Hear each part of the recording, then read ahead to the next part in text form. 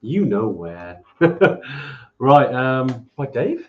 Usual stuff. Let's check if we're live. Is this a hot mic? This is a hot mic up there. Yeah. Um, This is for display purposes. Hey everyone. Hello. All is well. Sorry, just checking if we're live on our. I believe. Wait, we're getting into the mid 190s now with these. We got. What do you mean? Another couple of in terms of episode numbers. What? So we're not far off from 200. Exactly. What are we gonna do? What are we gonna do for the 200th episode? Do you know what? I think we should take it off. We're gonna celebrate the 200th episode by having a day off. Is that what it is? Yeah, I think so. Yeah. If you have arrived, sorry, just chatting away. Nice. We can see how many people are on this today. Yeah, great stuff. Do say hello. Great to see who's on. We've got David. We've got Angus. David Angus. Great to see you on. David Angus. David and Angus. Yeah. Britesh, Andrew, bot on the tide. Here he is. Yeah, great to see some of our regulars. We've got Bri, we've got Katie. Great stuff. Thanks for joining us today, guys. Katie, great stuff. Maybe I should pause between sentences. Right? I don't know why, but when my brain was picking up the names all like, yeah, we got David Angus, Katie, great stuff. Apologies, Katie. I joined your session last Wednesday evening and heard about this. Nice. Yeah, Kate, I do remember. You were on the we were doing Catch the Killie. Thank you so much for joining us as well. Yeah. I hope you found it useful and we answered some of the questions. And thank you so much for coming again and watching us live again. John, how you doing? Morning, guys. Morning. Where are you, John? Yeah, a little bit later the morning here. Only just, but it's morning somewhere in the world, right? So it's 12:30 afternoon officially, or is it 12:30 morning? 12:30 is definitely the afternoon. Is it? Yeah. The Gregorian clock calendar thing. See, for me, we got a couple of different posts from EverTrek. Wow, we on here. Yeah. And the rock carrier himself is back. He survived. He survived the Tour de Mont Blanc. Yeah. Great to see you back, Awesome, Jerome. Thanks for email as well. I will share it with the rest of the team. Always great to hear, how the trip went and, and the good, the bad and the ugly. But yeah, it sounded definitely like it was a toughie, but great to see that you had a good one. So. Yeah. Mark Van Rossum's morning as well. I knew people can jump on it now. Fine, it's the morning. Yeah, exactly. Let's do that. Today is one that obviously we have discussed probably once or twice on the Tuesday tune-in, and that's altitude. Altitude. Yeah, apparently. I mean, because as the world's leading high altitude adventure trekking company, wow. Yeah, good statement. There isn't another company that does what we do better than us, and if they do, they're lying. I can say that. Wow, that's good. I can say that. Aggrandizing. I can say that. Yeah, altitude's what we specialize in. Yeah. Top one question that we always get asked: what about the altitude? What about altitude sickness? It's interesting, yeah, because Katie, who was on the Couch to Killie kind of training we did last week, it was like a live training webinar type thing, and it was great. And yeah, we did a survey to all the people before they joined. I think it was 147 people who were on there, and 80%, the number one thing that they talked about that was obviously on their mind and something that they had questions around was about altitude. Mm-hmm. So, definitely, and obviously this is focused on Killie, so, the Couch to Killie training, but you're 100% right. And, I know we've obviously talked about it a lot on the Tuesday tune-in. We wanted to give altitude a bit more airtime today. Yeah. And talk about kind of 7 must-dos at high altitude, just things that you probably discussed and you're probably doing already on your next high altitude trek. Yeah. We'll also talk about 5 myths, and Katie would have definitely seen it. We talked about 5 myths about altitude as well that we want to hopefully bust. So we got a lot to talk about. Awesome. Today, have you actually written down 7 myths, 7 pros? No, 5 myths and 7 must-dos. 7 must-dos. I know. Look at this. We actually got notes today, guys. Yeah, I've got some notes as well. I'm just looking at this though. So we always have notes. this is 8 though. Maybe I spelt it wrong. No, because what I did say is there's 7, but there's an added secret one. That's it. Yeah, that's it. Yeah, it's either that or because altitude has an E at the end. Yeah. So we're gonna go altitude. Exactly. No, yeah. Hello, Elaine Grant. Needed the tune-ins. I'm terrified of altitude sickness. Doesn't bode well. Elaine, we'll definitely go into depth about that. And look, you're not the only one. No. Anyone that hasn't spent a lot of time at altitude, even if you've been there once before, it's still still on your mind. Yeah. Because it's part of the process. So yeah, you're not on your own, and hopefully we can dispel a little bit of that terrifiedness by the end of today. Exactly. I mean, that's the thing. Everyone's anxious about going to altitude, but honestly, it's nothing to be terrified of. I think that probably the worry and the anxiety about going to altitude is probably worse than any of the symptoms that you're more than likely to experience if you go to Kilimanjaro or Everest Base Camp. Yeah. And I think just learning a little bit more about it, so when it does happen, you're not terribly afraid. I mean, it's just because it's out of the ordinary. We all do things all the time that take us out of our comfort zone. If you go for a long run, you're going to feel exhausted. If you go for a swim, you're going to get wet. If you go to altitude, there are certain things that are going to happen, which are perfectly normal and don't indicate some sort of catastrophic failure of the brain. No, it's just natural. I think as human beings, we have that part of our brain that self-preservation that defends the body and hopefully gives us long lives. So that's just your brain trying to protect you. But hopefully, and we certainly talked about it last week, was around knowledge dispels fear and that kind of stuff, and hopefully a little bit of knowledge might help there. Laura Durney, how you doing? Long time no see. How's it going? Hope all is well in the world of Laura and family. Stuart Taylor, great to see you a couple of weeks ago. Hope all is well. I know you've been a busy man. And Rachel as well. Great stuff. Well, look, it's good to see us popular live. We know when we talk about altitude, it's always popular. Even if we talk about boots or other things, but altitude always has questions. And any questions, don't forget, do drop them in the comments. That's what we're here to do. Anyway, right, let's get to it. 7 must-dos at high altitude. 100%. Now, this does spell altitude, believe it or not. And Dave is right. There are 8 letters in altitude. So there's going to be 8 must-dos. eight must-dos. But it only just occurred to me, I forgot about the 7. Like the 7 things. But we did this before when we had like a whiteboard behind us, and it was like A for and stuff like that. But we haven't got the whiteboard, so you're just going to have to pretend. You have to float in the midair here. But anyway, we'll start. So altitude. So nice. It goes nice and hopefully we spell it right. But Dave, you want to lead us off with? So first starting off with A. So the first thing we talked about was that amazing, very popular phrase by I've forgotten his name now. You can work him out. What's Reverend Hillary? No. It's not the altitude, it's the attitude. Yeah. Who did say that? And it was the Mountain Madness founder, famous for the Everest movie. You're on about Scott Fisher. Scott Fisher. Yeah. It's not the altitude, it's the attitude. And what I like about that phrase is that there is a certain amount of trekking at altitude that requires you to have the right attitude. Agreed. And it's not just about being gung-ho and running forward in it. That attitude is a whole process around going to altitude. So your attitude towards learning before you go, about what you're likely to experience in terms of altitude, your attitude towards training, and then when you're there, your attitude towards how you handle each obstacle, each day, each hardship. Because there are going to be, ups and downs, both literally and mentally. And it's important that you're able to sort of ride that wave to the top, because I think if you go there with a load of anxiety that you carry in about altitude, you have this sense that you're walking into the valley of the shadow of death, and there's this foreboding and fear every day. Where actually what we want to encourage people to do is learn enough about altitude to dispel that fear, train enough so you're physically fit and robust enough to do the trip, and then each day, rather than being like, oh God, going higher, I can't wait, what's going to be in front of me now? And that's what we talk about. Also embracing it as well, isn't it? And these are called challenges for a reason, and I think you're right there, Dave, you said about attitude across the whole breadth of what you're doing as well. Like you mentioned about the training, and also your other team members as well, thinking about them and being more aware of them. We're very lucky in the EverTrekker world that we get a lot of lovely, nice, friendly people.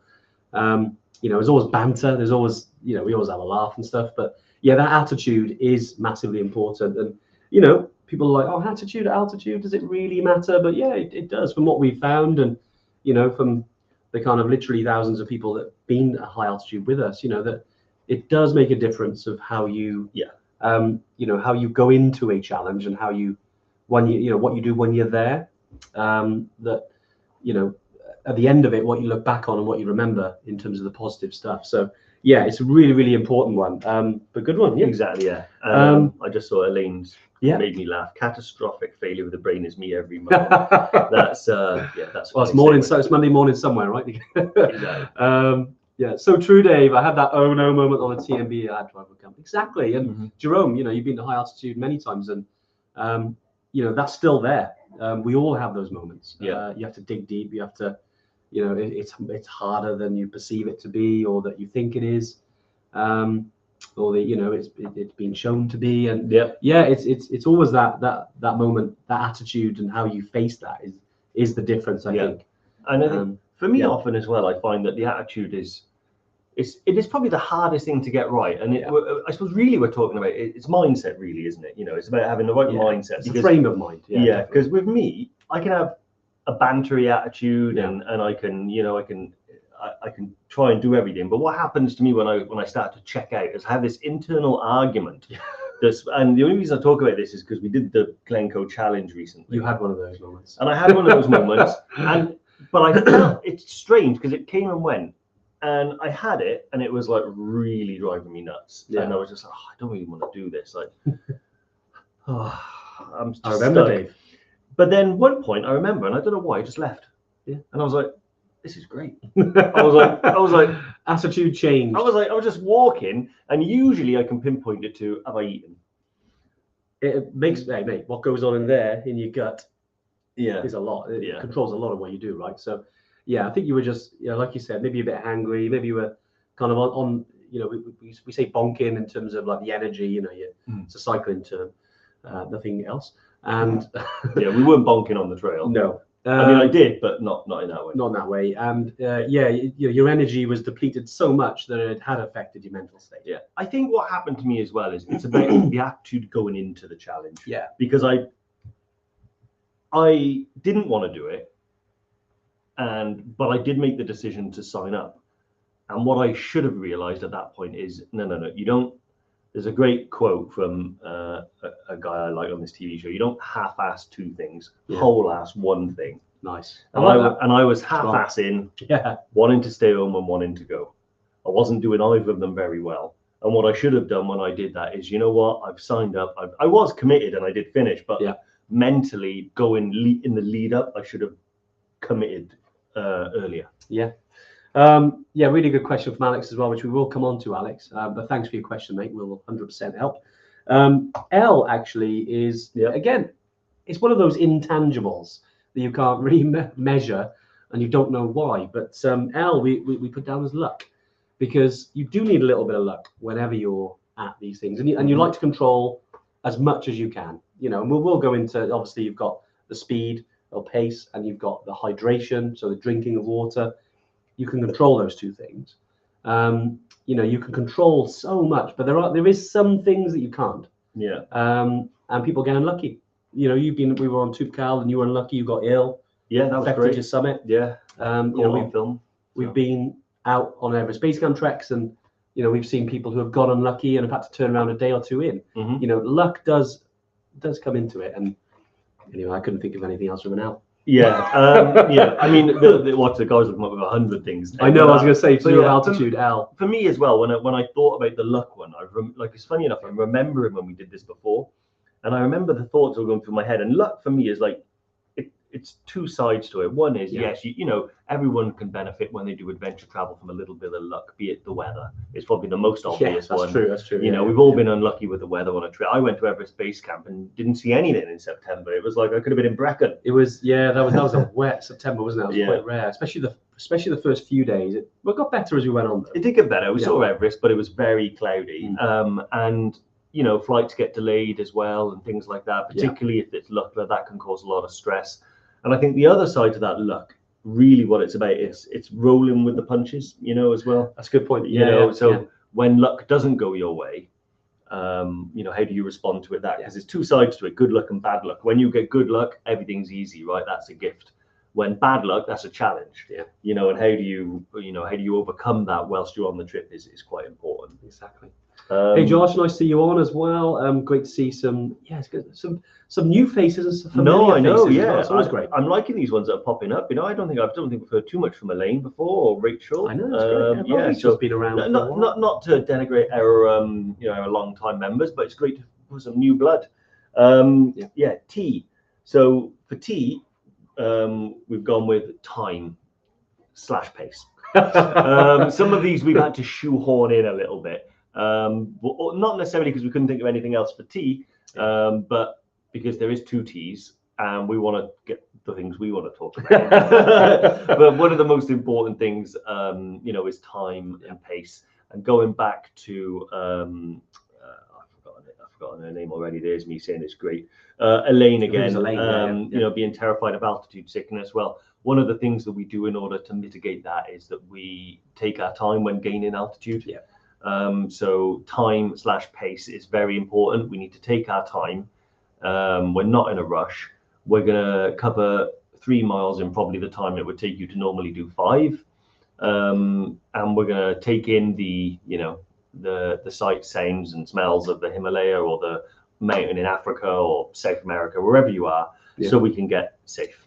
Yeah, exactly. And I think it was Andrew Rook's actually good tempo. I like that. Pace equals tempo. Yeah, mate, that's a good segue. I like that. yeah. And it's really interesting around it because we talk about the things we can control, and one of them is the pace. Is the time that we're taking at high altitude, and it's it's one of the most important things alongside hydration, again, which we'll come to in a minute, that you've got to focus on and control.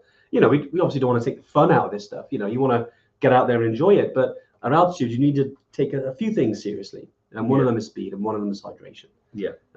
Certainly. But no, really good. I think talking about tenuous links, the next one, I, because there's no I in team. You see what? There you go. That was. I mean, technically the first letter there is an N.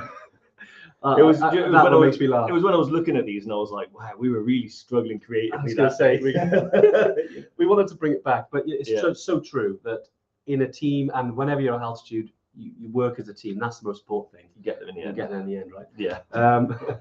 But I is important, because there's no I in team, and you've got to work as a team. And I think if we go back to attitude again, what we start with. The attitude of your team and how you work with a team and how you treat other people in the team. Absolutely, massively important. Working as a team. And look, here we've all been there. We're thinking ahead and thinking, I can walk faster than this. I want to get to the destination. We've all got that inner maverick that wants to push on and get there. And sometimes you've got to battle that. It's like having these two little devils on your shoulders fighting. And certainly, but if you can think about the collective rather than just you, it again, that team player, you'll do better at altitude. Exactly, because that vibe, energy, whatever you call it, comes around in the team. If you're a good team player, and people look after you too. No, 100%. And I think the best people on any trek are always the ones that are the strongest in the group, but always in the mid to the back of the group. Because hey Jim, you do have a lot of people that treat these adventures almost like a personal challenge, like signing on for a marathon, and they want to see how hard they can push themselves against the challenge and see if they can come out on top, and that's fine and completely legitimate. But when we're running group trips, which is like what we do, we think that it's you shouldn't lose the team aspect of that, because it really does make a big difference. And you never know at the beginning the amount of times you've been on treks, and the people that slow at the beginning, fast at the end, and vice versa. So you never know, what help you're going to need at the beginning of the trek. As Bryce says, party's always at the back. Exactly, the cool kids hang at the back, right? Exactly. Some great questions coming in as well. Really, really good ones. Keep them coming. I know we're going through, but I will kind of interject and chat about a couple of these because they are good ones. Firstly, I think it was Josh. Hey, Josh Larkin.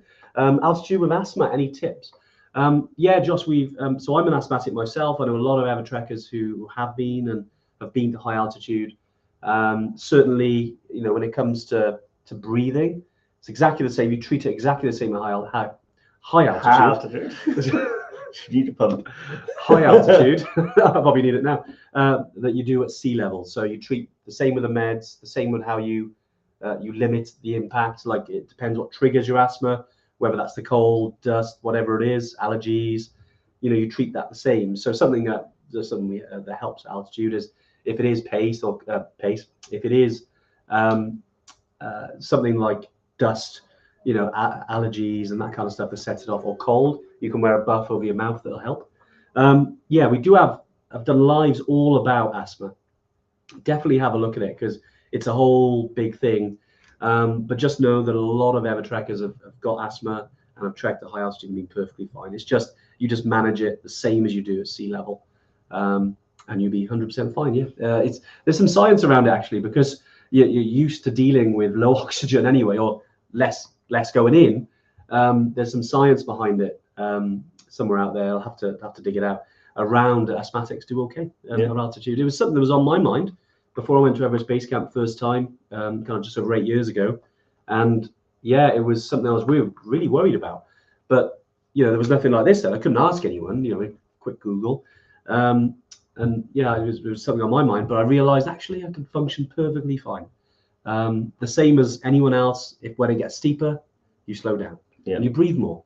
Because there's less oxygen in the air, so you just breathe in the same. So just to kind of allay any fears on that one. I thought it was a really good question. Yep, awesome. Andy, tea.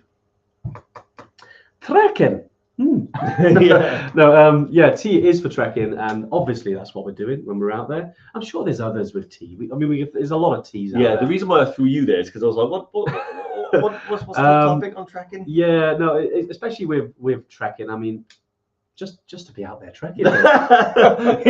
Sure, it's funny, isn't it? I was thinking, I was literally working it, and I was like, I started for me, Andy, damn it, I'm me. No, but that's all right. You can throw me in the deep end. That's fine. I think, we wanted to put tea. There is a better one. There is a better one. Yeah, have you got it?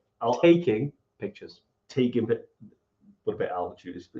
No, but it helps with the attitude. Yeah, exactly. I think one of the things what I was thinking of, Ennis, for me was like, So the reason why I think initially we put trekking in there is because it is important to remember what we've gone out there to do. Exactly, that's a good point. Which is we have gone out there to go trekking. It's not a running event. It's not a race. It's not competitive. We're out there collectively as trekkers to go and enjoy the terrain. It's not technical stuff usually. There's very few trips that we offer where you're actually required to know anything technical. We do offer some winter skills so you can get some crampon and ice axe use, but generally speaking, you've been putting one foot in front of the other since you were a toddler. It's a kind of sort of a higher level version of that. Definitely higher level. Yeah, exactly. But no, it's a good one. We could have gone with numerous things. We could have gone with underwear, because you do need them at altitude. But actually the most important one, and it is a big factor, is UV. So a high altitude, because essentially the UV rays are you have more effect on us human beings at altitude because the air is thinner. So you have to really take steps to try and help that. So thinking about obviously sun cream, thinking about protection from a cap or a wide brim hat. Also as well, kind of a lot of people, wear shorts, which is fine, obviously sun cream, but some people do wear long sleeve base layers instead of short sleeve base layers. Again, just to look after the skin. And obviously with sunglasses as well, so you want to protect your eyes. So again, just when you're high altitude, just to think about these kind of things. And look, you're probably doing all this already, but it's just, again, taking a little bit of extra care. I've made mistakes before where I was on Tubcal very first time.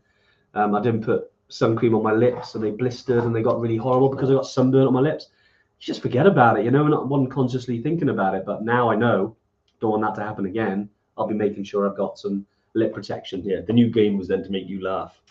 Because that was, I remember that was sore. But it's, other people have had it before it happens. You look at anyone going, higher than, say, Everest Base Camp, you go into the summit, people always come back with kind of blistered lips and stuff like that. And, again, it's just because it's more UV rays. Exactly. And if you read the Into Thin Air by John Krakauer, you'll notice on the trek he talks about the UV, like cooking his head, and he was having headaches and things like that. So 100% is something that if you go there, it can derail a trip. That's the reason why I ultimately, there's a couple of things at play, but the thing that put the final nail in the coffin with my first Tootcal ascent was the heat and the sun. Yeah. You know, didn't protect myself from it and got heat exhaustion and had to sack it off. Yeah. So yeah.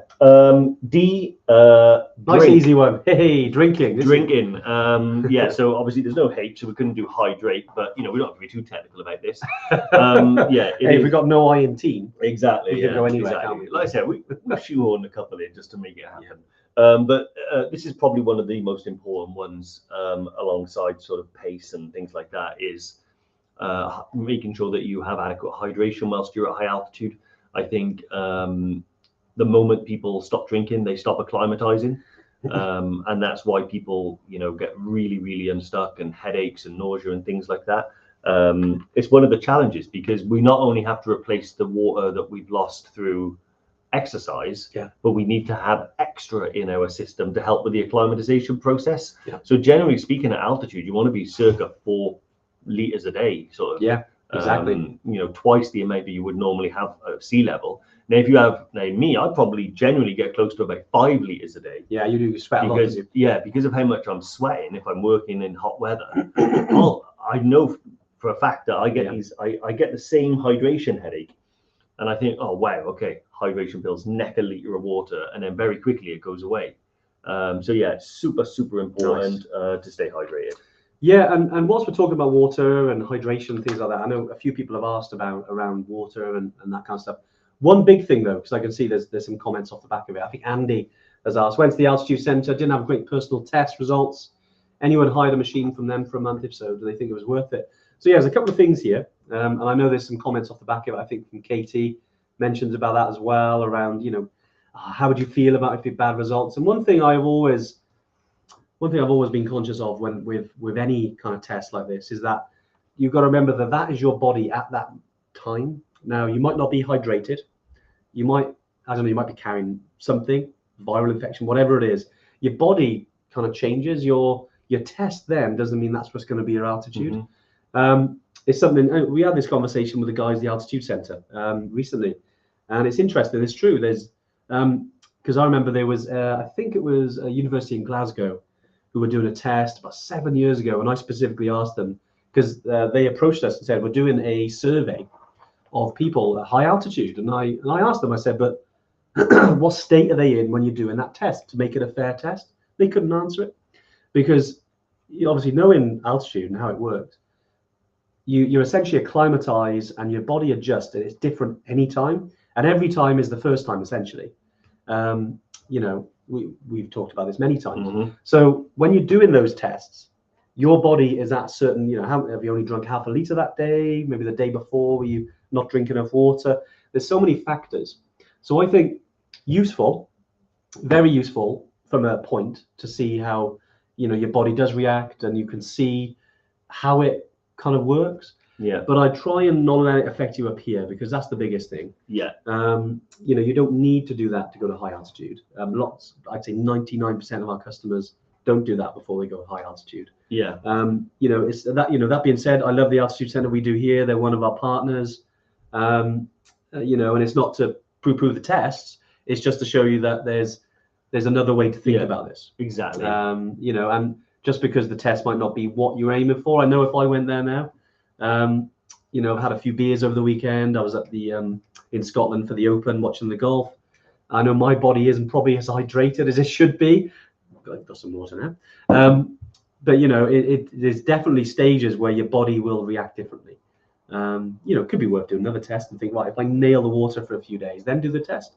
Tell you what, I'm almost certain it would show different results. Yeah, I mean, you know, again, I know we're talking about drinking again, but yeah. But when you think about the amount of people that go to Everest Base Camp or Kilimanjaro, every single one of them has never been, you know, perfect test results every time they've done it. And it's one of these things where, you know, you need to balance, you know, the result against sort of the reality of acclimatization. You're not acclimatized right now, you know, so it doesn't, you know, to get a proper test takes time and there's no substitute for the real thing. And I honestly think that I would never let something like that ever deter me from going out there and actually trying it, because Exactly, yeah. I've seen people, like the fittest people on the planet, go there.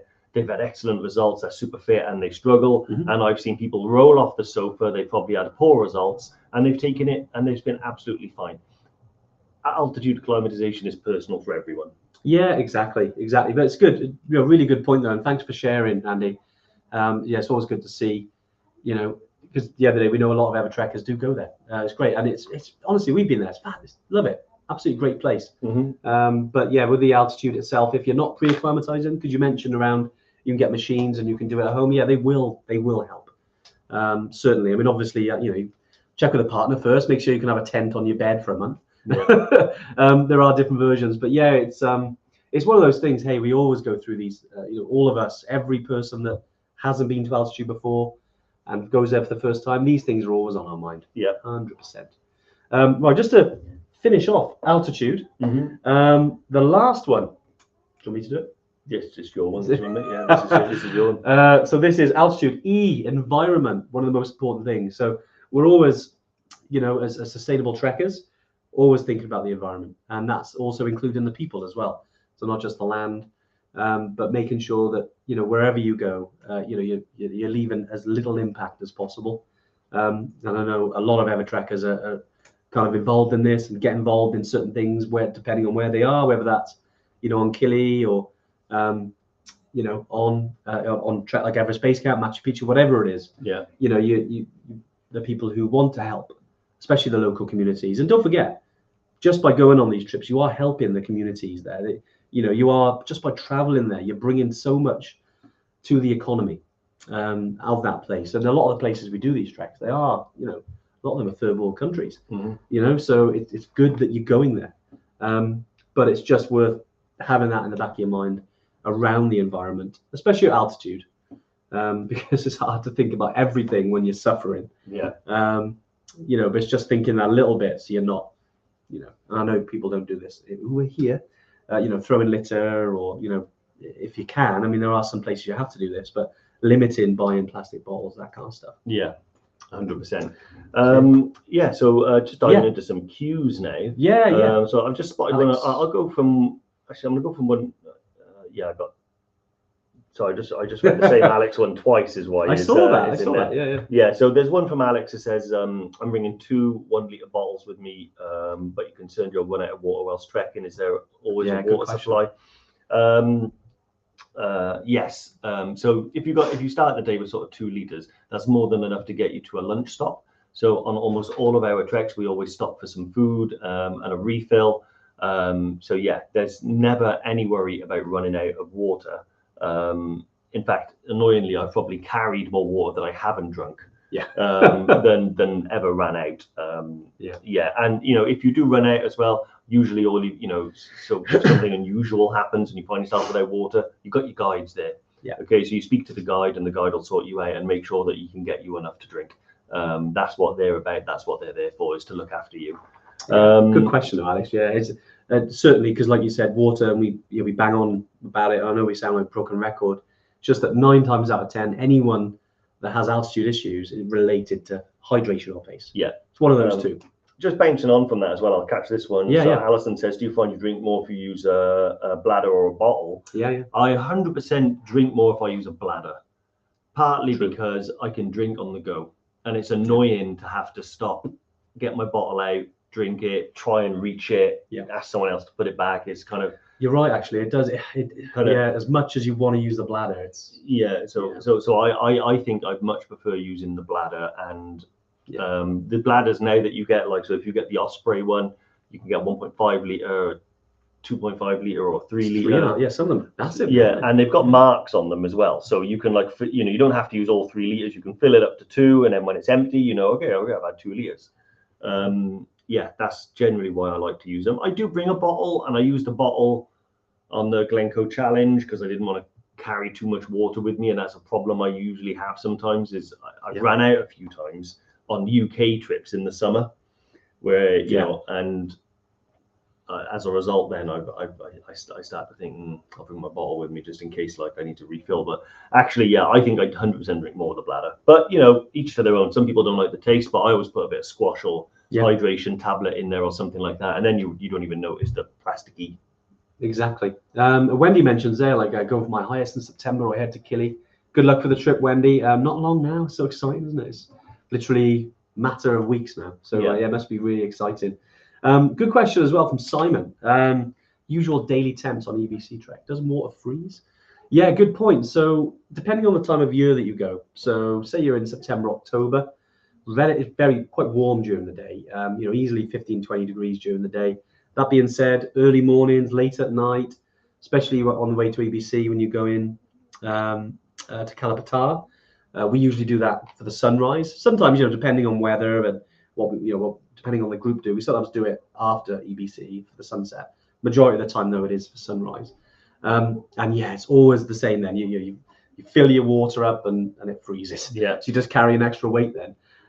You're right. There are certain times of the year that are definitely colder. February, March, like we have run trips in February before. Normally in March though. And then the later you go then towards winter, so you're talking November, it does get a lot colder. So as soon as you get higher, above 4,000 meters and the sun goes down, yeah, you're right. It does get below zero. I mean, I was in Everest Base Camp in January, and it got down to -25 at Everest Base Camp. It was really cold.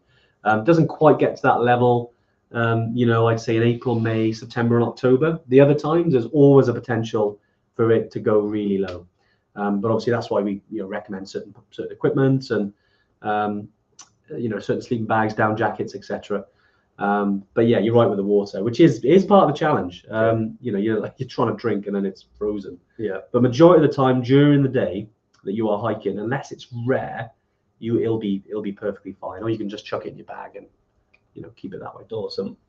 Katie Whitney has said, I've seen where you can hire porters specifically for mountain cleanup. Is this something EverTrek? Yeah, good. So generally speaking, when you see or hear about porters that have been brought to the mountain to do cleanup, it's usually on the big peaks. Yeah. Where you kind of get that stuff. When you're talking about the trek-in like Everest Base Camp or Kili, generally speaking, we can operate where we don't leave anything on the mountain. Yeah. And our guides and stuff like that, and we encourage everyone to travel and be ethical as well. So, if you see trash or whatever and you can dispose of it, pick it up and get rid of it.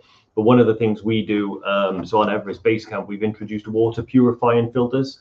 Yeah. So we get the water from the same source as everyone else, but we run it through purifiers, and that means that you don't have to buy plastic bottles that then have to be disposed of. Same on Kilimanjaro, we get all the water and purify it for you, and you can have it. So there's no need for any plastic containers or waste. And anything that our team brings up the mountain, we take off the mountain as well. So yeah, we always try and do that. Exactly. Yeah, really, really good questions though around that. And yeah, again, we go back to what we, environment, thinking about it and thinking about those sort of things. And yeah, we always encourage. I mean, it's hard sometimes because I think any form of sustainability is around education, and we had to educate our porters and the guides and the people who work for us on certain ways. But now it's because of how important it is, especially in certain places like the Khumbu region, the Everest region. All of the people that work for us now are at that level in terms of they're educated to know that, okay, this is what we do. Because I think certain cultures and certain the way they live, it's not at the forefront of their mind to do that. It's just something else that they need to get rid of.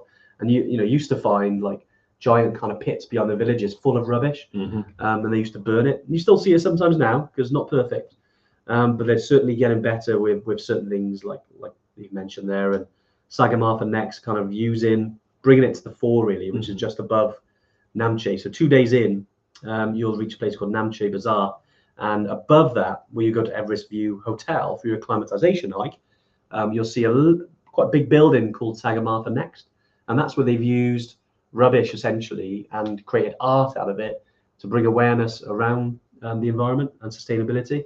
And that's I remember being there. When was it? Was it 2019? I think it was April 2019 when Sagarmatha next was. I remember meeting the Dutch guy there, and he had only just started it. Yeah. And seeing how much it's grown now, it's massive now. Yeah, it's huge now, and it's great that they shred those little plastic and waste, and they turn it into a little clip thing that you can just attach to your jacket. It's amazing, isn't it? And take it down with you to look then to be getting. But no, it's great, really good. Love that sort of stuff.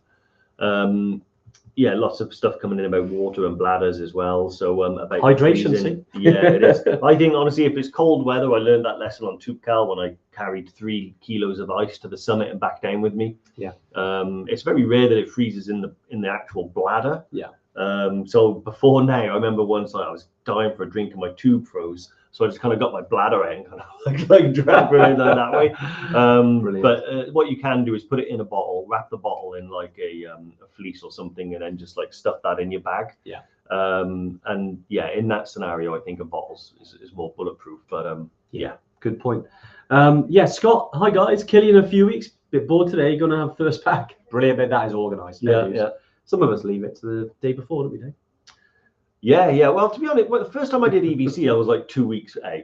That's packed good. and weighed That's everything. Good. And now, I don't know, it's probably complacency. I'm definitely less than you. Yeah. Well, you're like, I've seen you pack more than once in the car on the way. So he just gets everything in a big pile, throws it in the car. Where were we going recently? Glencoe Challenge. That's Glencoe, that was, yeah. And always chopping and changing. Dad was driving It's all there. Dad was driving us to Bristol Airport, and Andy's in the back going, right, need that. It was funny. It was funny. But yeah, anyway, weight pack. Sorry, what's the weight limit? So you want to aim kind of 15 kgs is a kind of balance. Now, obviously, the lighter you get it, the better. But do take what you need. I'd say if you aim for that, you're at to a good stage. I mean, they won't. It's different. Like an Everest region, obviously we've got to fly into. Luckily, it is a lot stricter. Mm-hmm. It's not strict as that on Kili, but you still need to keep it, low as you can.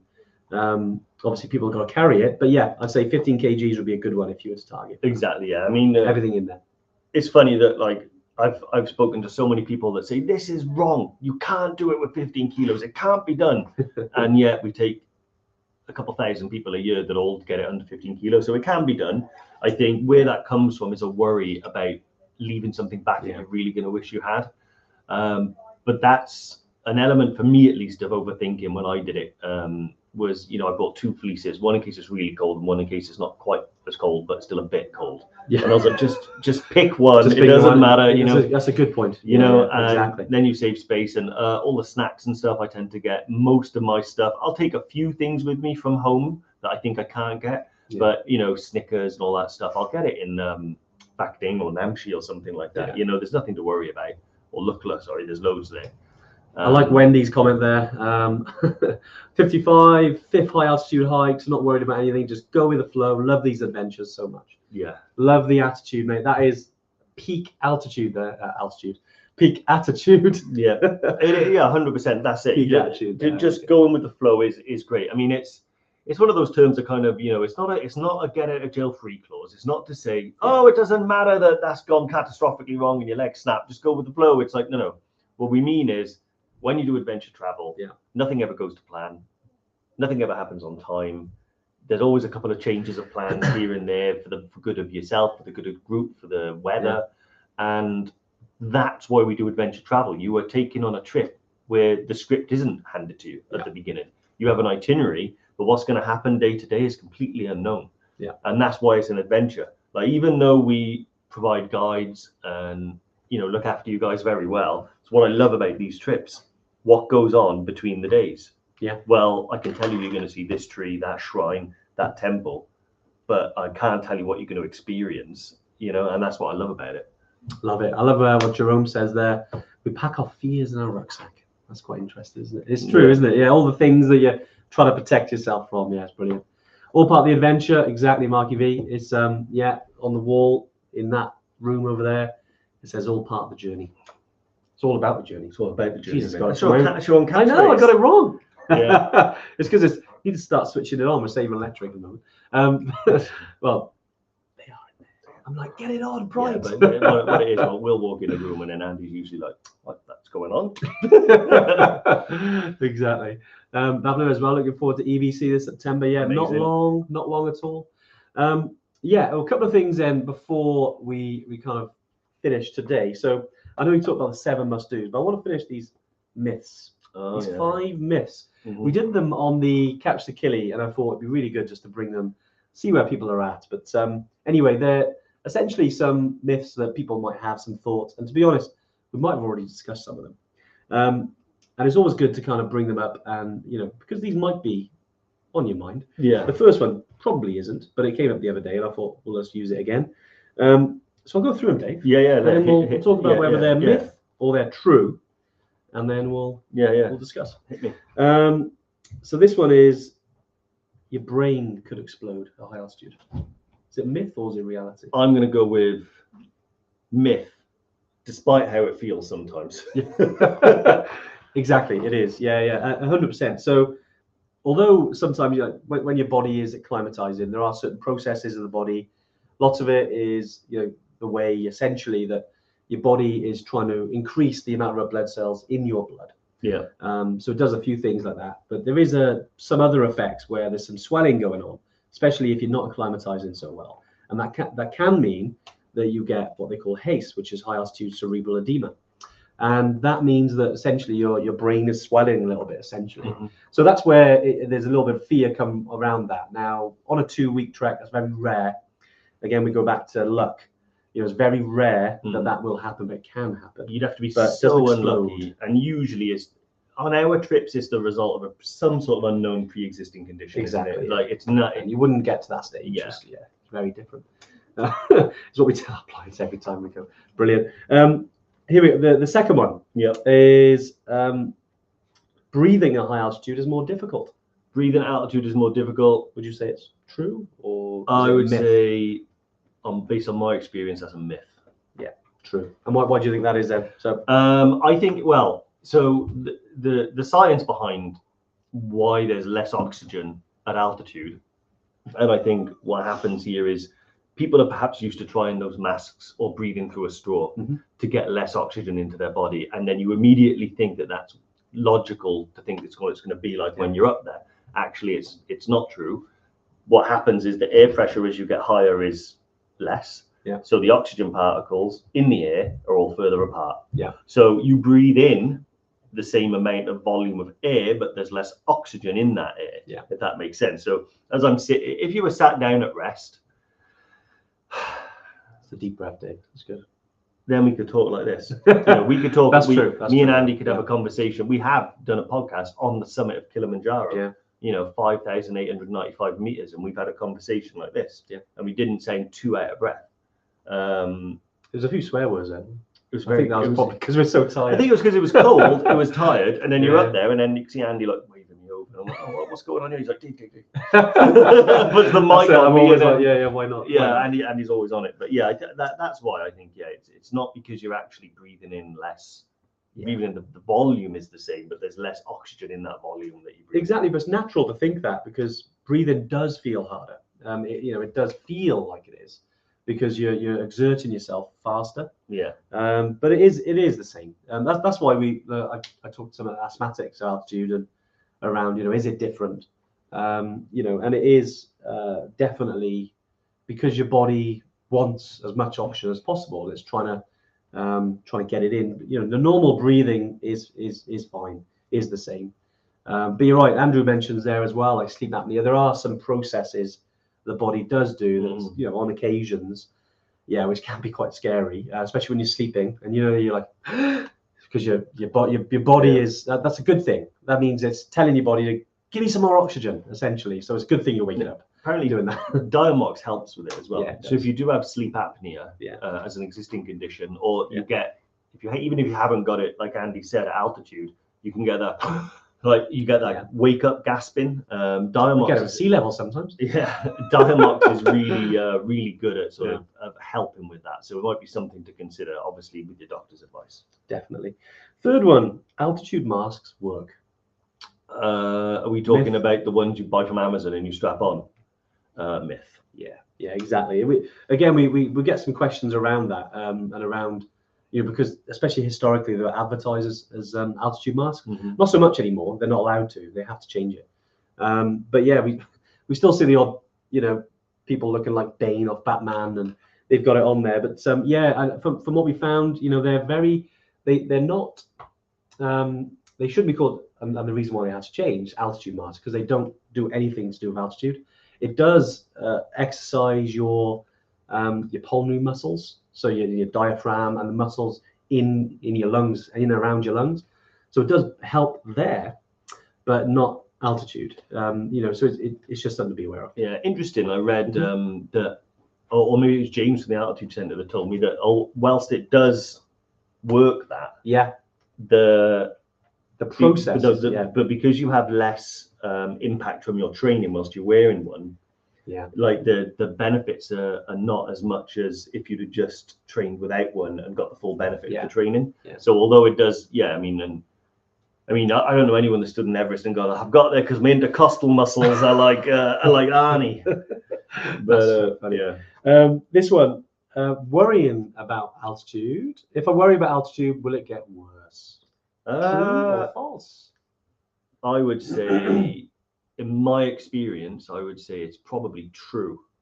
I think that the more anxiety you have, the more you will react to your body's changing due to altitude, and then the more panic, and before you know it, you're almost going through the symptoms and the struggles of it unnecessarily, because half of it is actually anxiety and not. It's interesting, isn't it? And feeling that way will have a physiological effect. Yeah. Body will react differently when you're stressed than when you're relaxed. 100%. I think we've all been in times like that, and the body definitely reacts in a different way. Yeah. But certainly, so it is true. Yeah. From what we've seen, and heard, and especially on treks, you can see, especially worrying about it, it will have a detrimental effect, and but it's part of the journey. It's part of, it's part of experiencing it for the first time, and that can, like we talked about it at the beginning. It's about any part of life. Anything you're trying for the first time. Elaine's like, right, I'm going to chill out. Exactly. Well, hopefully the knowledge gives you the ability and hopefully, less terrified. I like that. Yeah, that's good, Elaine. Hopefully we've helped. The last one. It doesn't matter how fit you are. True or false? So this is, if I remember rightly, is like it's a bit of both, right? This is a bit of both. Okay. I would say it does and it doesn't. Yeah. Exactly. Why is that?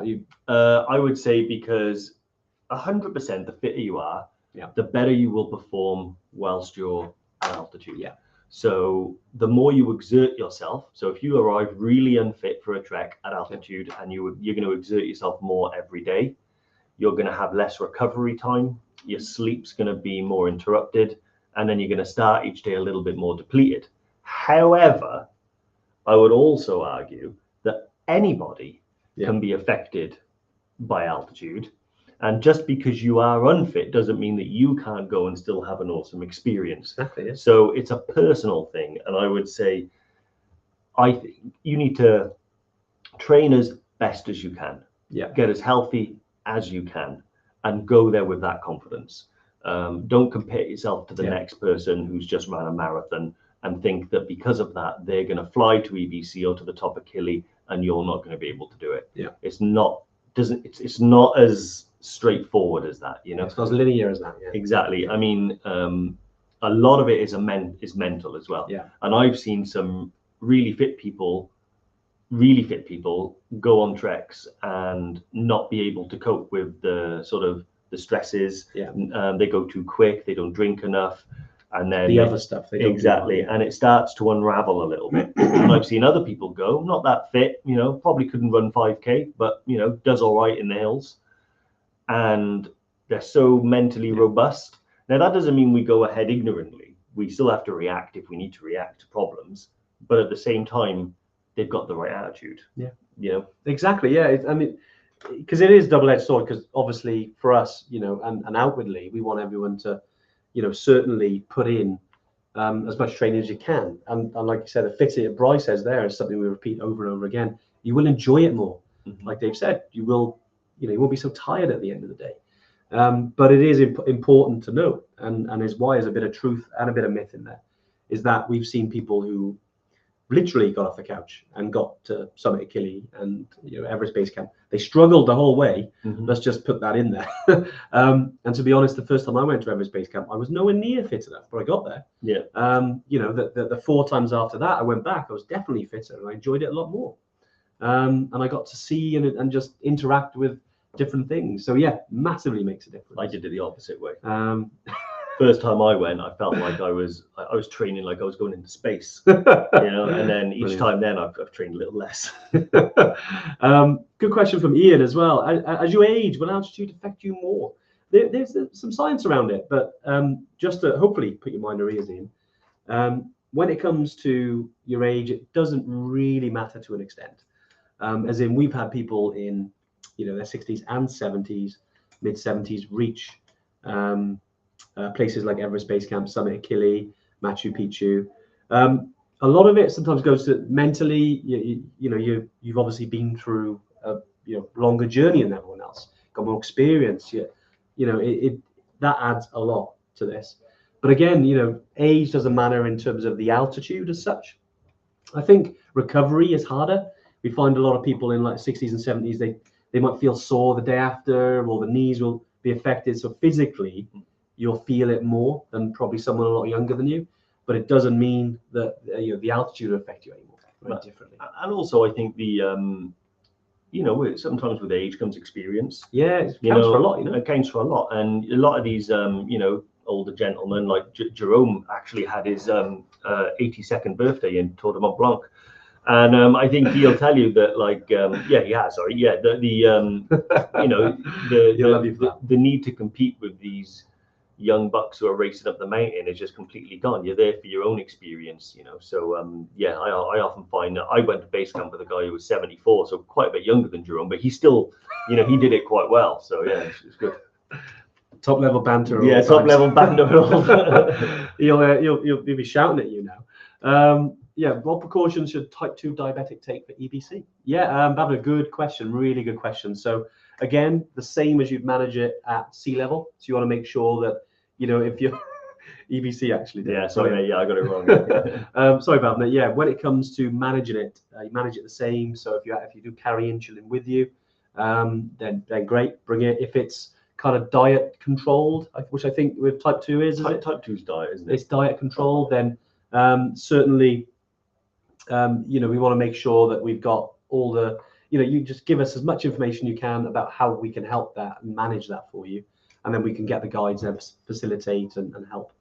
How many times is Jerome Ito going to celebrate his 82nd? Yeah, diet control, great stuff. Okay, well that's in control then for us, which is great because we want to, whenever we talk about when we're in the mountains, you've got managed danger and unmanaged danger. So this falls under, okay, we can manage these type of things to lessen the danger for you. So it's controlled and you're not going to have anything nasty happen. So anything like that when you do, if you're Bavner, you want to trip with us? I remember you recall EBC, probably EBC, is it? So yeah, great stuff. As long as you put it in the bookings area. So when you log in the membership area, just literally enter some of the details there around health conditions and things, or allergies, things like that. And just pop it there. That's more than enough, and we give that information then to our teams in country so they can manage it then. So we can bring that to them. And you're not the only one. A lot of our EverTrekkers are in the same position, type 2 diabetics. We've had some type 1s actually who have been on trips with us. So it's definitely something that we can manage. Well, look, before we get to Jerome's next birthday, we should finish. It's been a good one today. Happy to have dispelled some myths about Jerome's birthday. He's not 82, just for clarification. He's 79. 79, isn't it? Exactly. So we're going to get an email now. How could you do that? But no, great stuff. It's for hubby, not myself. Great stuff. Fantastic. Well, look, any questions or any time, do reach out to the team as well. Obviously, you go on the website, you've got the live chat. Obviously, go in there as well, and you can speak to one of the team. But Dave, final thoughts, mate? I think if I had to pick one of those, I would say probably you have to pick hydration really. But if I wasn't going to pick hydration, I would say it's more about the the attitude and the mindset. And again, that's not just about sort of when you're on the trail, it's about everything to do with the trip. So, you know, learning as much as possible, because knowledge dispels fear, and then training as hard as you can, and then going out there and having the best time as you can without too much worry and anxiety is what these trips are all about. We want you to finish a trip and think to yourself, oh, that was amazing, I can't wait for the next one, rather than, God, thank God that's over. And a lot of that is to do with the, you know, getting the attitude right. Exactly, attitude, so important. Thanks so much. Nice to see some comments as well. Dalbat Power 24-hour, exactly, Mark EV. Thanks Angus, thanks Andrew, thanks for the nice comments, and we're glad that, you know, everyone hasn't got bored of this yet, even if we're into the 100, and I think this is 192nd, so we're sneaking towards the 200. Arrivederci to Jerome, 67, not 78. We'll give him his right one. He's doing all right. He's a whippersnapper. Exactly, plenty more adventures in the tank. We'll see you next week. Thanks so much, and we'll see you guys all soon. Take it easy.